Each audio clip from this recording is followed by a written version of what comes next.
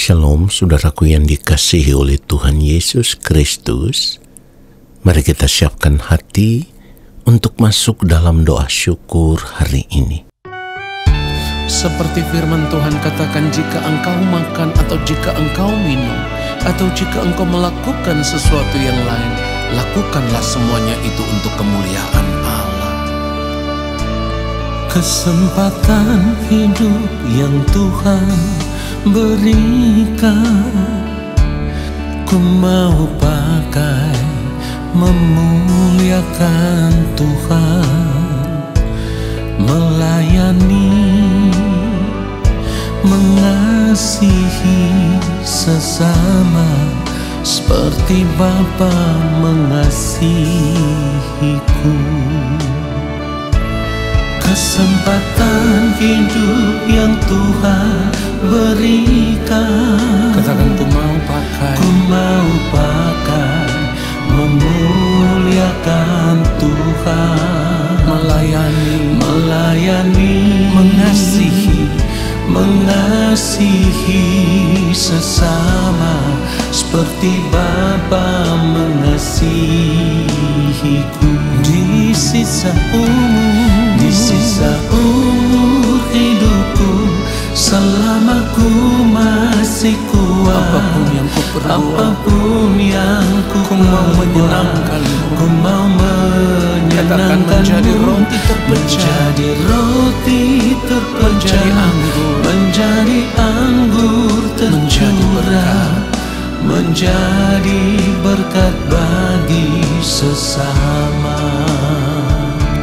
Ketika kita percaya bahwa hidup kita telah dibeli dengan harga yang lunas dibayar, maka kita mau serahkan seluruh hidup kita dan mempergunakan tubuh kita untuk kemuliaan Allah. Katakan, kesempatan hidup. Kesempatan hidup yang Tuhan berikan, ku mau pakai memuliakan Tuhan. Katakan, melayani, mengasihi Haleluya, seperti Bapa mengasihiku. Di sisa umur hidupku, selama ku masih kuat, apapun yang ku perbuat, ku mau menyenangkanmu, menjadi roti terpecah, menjadi anggur tercurah, menjadi berkat bagi sesama. Kita mau katakan sekali lagi, di sisa umur hidupku, selama ku masih kuat, apapun yang ku perbuat, katakan, ku mau menyenangkanmu, menjadi roti terpecah, menjadi anggur tercurah, menjadi berkat bagi sesama, menjadi berkat bagi sesama, menjadi berkat bagi sesama. Biarlah segala hormat dan kemuliaan hanya bagi Tuhan saja. Haleluya.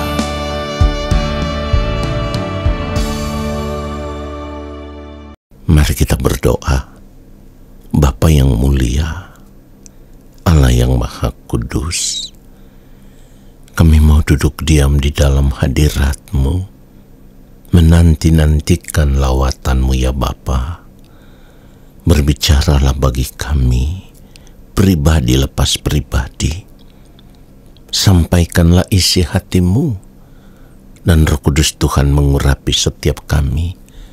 Ajar kami mengerti apa yang kami dengar, lalu kami mau hidup seturut dengan firman-Mu ya Tuhan, di sepanjang umur hidup kami.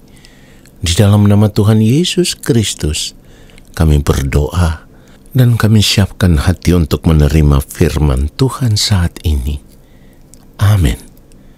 Saudara yang dikasihi oleh Tuhan Yesus Kristus, ketika firman Tuhan berkata, Allah bekerja dalam segala sesuatu untuk mendatangkan kebaikan bagi mereka yang mengasihi Dia, yaitu bagi mereka yang terpanggil sesuai dengan rencana Allah. Ini artinya, Allah punya cara untuk mendidik orang-orang yang senantiasa hidup mengasihi Dia. Jadi kalau firman Tuhan katakan Allah bekerja dalam segala sesuatu untuk mendatangkan kebaikan bagi mereka yang mengasihi Dia, pertanyaannya sekarang, apakah kita sungguh-sungguh hidup mengasihi Tuhan? Sebab kalau kita tidak sungguh-sungguh hidup mengasihi Tuhan, kita tidak akan bisa diajar oleh Tuhan. Kita tidak bisa dididik oleh Tuhan. Kita tidak bisa dibentuk oleh Tuhan. Kenapa demikian? Karena orang yang tidak hidup mengasihi Tuhan, ia akan hidup mengikuti keinginan dirinya sendiri. Ia akan hidup menuruti hawa nafsu dirinya sendiri. Saudara perhatikan itu. Dan yang harus kita ingat, firman Tuhan mengatakan dengan sangat tegas di dalam 1 Korintus 16 ayat 22, siapa yang tidak mengasihi Tuhan, terkutuklah ia. Maranatha.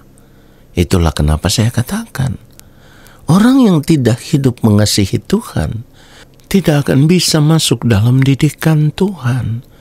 Karena Tuhan akan bekerja dalam segala sesuatu mendatangkan kebaikan bagi orang-orang yang mengasihi Dia. Orang-orang yang sungguh-sungguh mengasihi Tuhan adalah orang-orang yang selalu berada di pihak Tuhan. Saudaraku, kita harus ingat akan hal ini. Kita harus memeriksa segenap hidup kita dengan jujur. Apakah kita sungguh-sungguh mengasihi Tuhan atau tidak? Kenapa saya katakan kita harus memeriksa kehidupan kita dengan jujur? Karena percuma kita hidup sebagai orang Kristen atau orang percaya, bahkan mengaku diri sebagai anak-anak Tuhan. Semuanya itu akan menjadi percuma kalau kita tidak hidup mengasihi Tuhan. Orang yang tidak hidup mengasihi Tuhan sama dengan orang yang melawan Tuhan. Dan orang yang melawan Tuhan itu berarti tidak berada di pihak Tuhan. Sebaliknya saudaraku, orang yang sungguh-sungguh hidup mengasihi Tuhan akan bersedia menyerahkan segenap hidupnya menjadi milik Tuhan. Nah, apakah kita sudah menyerahkan segenap hidup kita menjadi milik Tuhan? Kalau kita menyerahkan segenap hidup kita menjadi milik Tuhan, maka Roh Kudus Tuhan akan memimpin kita ke dalam seluruh kebenaran. Tetapi kalau kita tidak menyerahkan segenap hidup kita menjadi milik Tuhan, bagaimana bisa kita akan dididik oleh Tuhan?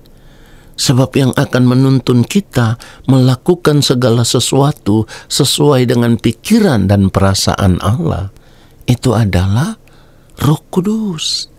Saudaraku, firman Tuhan katakan roh kebenaran. Dalam hal ini, Roh Kudus akan memimpin kamu ke dalam seluruh kebenaran. Tetapi Roh Kudus akan memimpin kita kalau kita menyerahkan diri kita menjadi milik Tuhan. Kalau kita tidak bersedia menyerahkan segenap hidup kita menjadi milik Tuhan, kita tidak bisa dididik oleh Tuhan. Kalau kita tidak masuk dalam didikan Tuhan, berarti kita tidak akan pernah hidup melakukan apa yang dikehendaki oleh Allah Bapa di sorga. Satu hal yang harus kita sadari, orang yang tidak pernah masuk dalam didikan Tuhan, artinya orang yang tidak pernah hidup di dalam pimpinan kuasa Roh Kudus, ia tidak akan pernah bisa menjadi anak-anak Allah Bapa di sorga.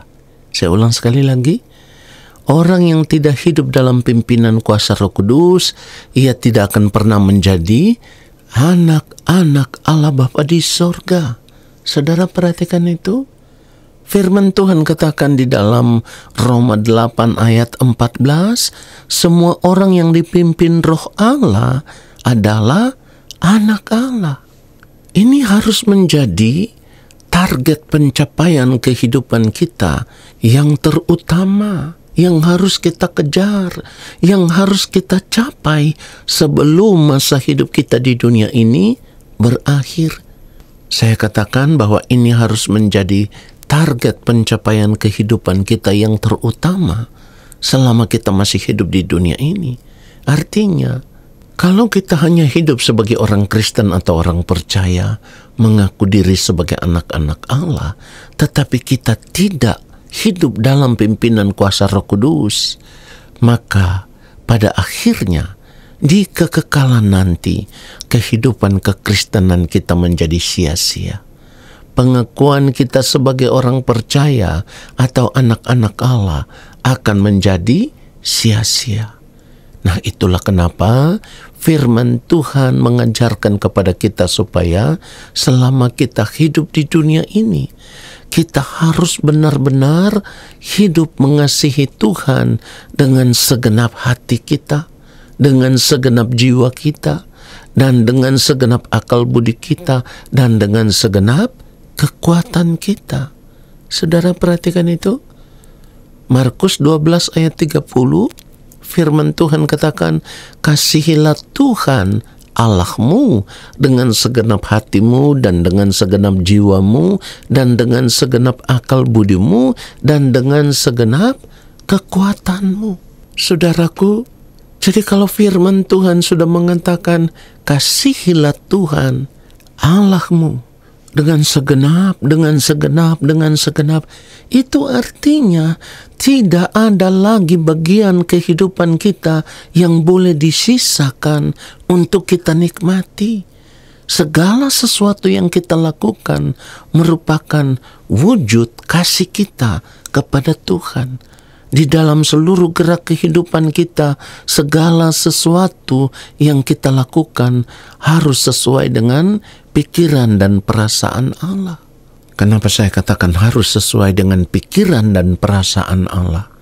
Karena kalau kita melakukan segala sesuatu tidak tepat, tidak presisi, tidak sesuai dengan pikiran dan perasaan Allah Bapa di sorga, maka kehidupan kita tidak berkenan kepada Allah.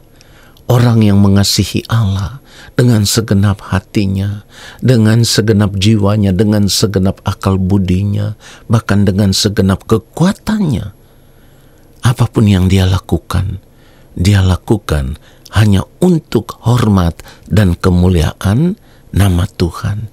Ini yang firman Tuhan maksudkan. Jika engkau makan atau jika engkau minum atau jika engkau melakukan sesuatu yang lain, lakukanlah semuanya itu untuk kemuliaan Allah. Saudara perhatikan itu. Kalau kita melakukan segala sesuatu hanya untuk kemuliaan Allah, itu artinya kita berjalan mengikuti jejak hidup kehidupan yang mulia Tuhan Yesus Kristus. Selama hidup di dunia ini dalam keadaan yang sama dengan manusia, apapun yang Tuhan Yesus lakukan, semuanya itu untuk kemuliaan Allah Bapa di sorga. Tidak ada sesuatu yang Tuhan Yesus lakukan di luar dari kehendak Allah.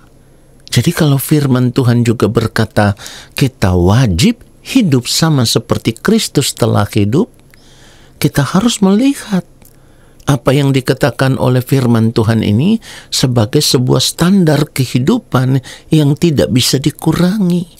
Hidup sama seperti Kristus itu wajib, tidak bisa dikurangi.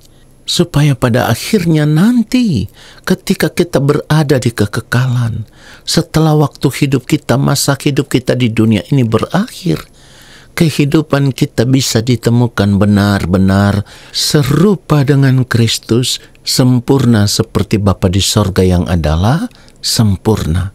Saudara, mari kita sadar akan hal ini.